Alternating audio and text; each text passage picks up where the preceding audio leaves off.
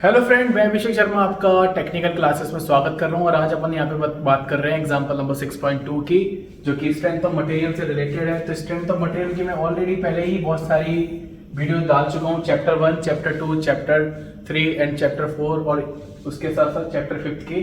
तो अभी अपन चैप्टर 6 की बात कर रहे थे, तो उससे पहले मैं 6.1 अपलोड कर चुका हूँ चैनल पे। तो अपन बात करेंगे 6.2 की। तो क्वेश्चन देख लेते हैं, सिंपल प्रॉब्लम है, बिल्कुल लास्ट वाली प्रॉब्लम की तरह। तो उन्होंने बोला metal bar 50 mm into 50 mm in a section is subjected to an axial compressive load of 500 kilonewton।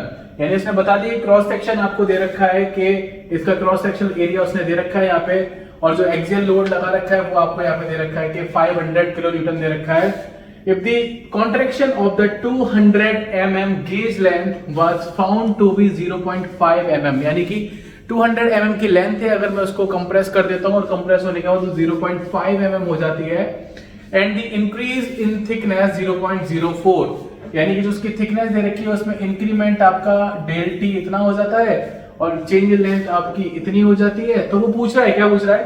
Find the value of Young's modulus and Poisson ratio for the material.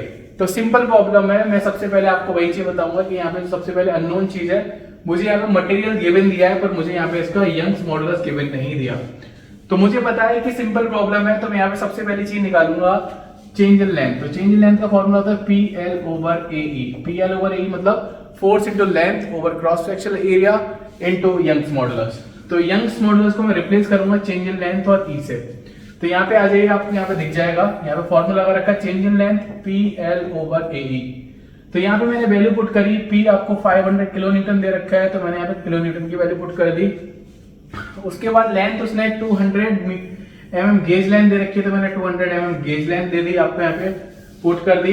उसके बाद हम notice करेंगे cross section area आपका कितना है। मैंने अभी आपको ऊपर बताया ही था कि 50 into 50 और यंग्स मॉडुलस की वैल्यू मुझे निकालनी है। तब मैंने इसको सॉल्व किया तो ये वैल्यू मेरी निकल के आई 80 into 10³ न्यूटन पर mm स्क्वायर, जिसको मैं लिख सकता हूँ 80 गीगापास्कल। तो यहाँ से अगर क्वेश्चन पूछा जाता है अगर गेट एग्जाम में ESE में 80 गीगापास्कल किसका रहता है, तो ये कॉपर के लिए रहता है। आपको पता ही होगा कॉपर के लिए यहाँ पे यंग्स मॉडुलस होता है। तो मुझे पता है कि यहाँ पे सबसे पहली जो चीज मुझे आइडेंटिफाई करनी थी वो यही थी कि मुझे यंग्स मॉडुलस पता पड़ जाए। अब मैं आगे चलता हूँ नेक्स्ट चीज पे, जो कि मुझे निकालनी है कि change in length upon original length, कि मुझे लॉन्गिट्यूडनल स्ट्रेन पता पड़ जाए, क्योंकि मुझे थिकनेस भी पता पड़ जाएगी तो लेटरल स्ट्रेन भी पता पड़ जाएगी डेल टी ओवर टी, और इन दोनों स्ट्रेन का मैं अगर डिवाइड कर दूंगा तो मुझे पॉइसन रेशियो भी मिल जाएगा, जो कि उसने क्वेश्चन में पूछा है मेरे से। तो सबसे पहले मैंने यहाँ पे लीनियर स्ट्रेन निकाली। उसने डिफॉर्मेशन दिया था 0.5 का, लेंथ दे रखी थी 200, तो वैल्यू निकल के आई मेरे पास 0.0025। उसके बाद अगर आप बात करेंगे लेटरल स्ट्रेन की, तो लेटरल स्ट्रेन के केस में मैंने यहाँ पे वैल्यू भी निकाल सकता हूँ। Lateral strain is equal value आपकी निकल के आएगी, जो डिफॉर्मेशन है थिकनेस में 0.04 ओवर 50। तो आप इसको सॉल्व करेंगे। इसके बाद आप जब पॉइसन रेशियो में वैल्यू रखेंगे कि लेटरल ओवर लीनियर, तो आपकी वैल्यू इतनी ही निकल के आएगी 0.32, जो कि यहाँ पे आपको दिखाई दे रहा है।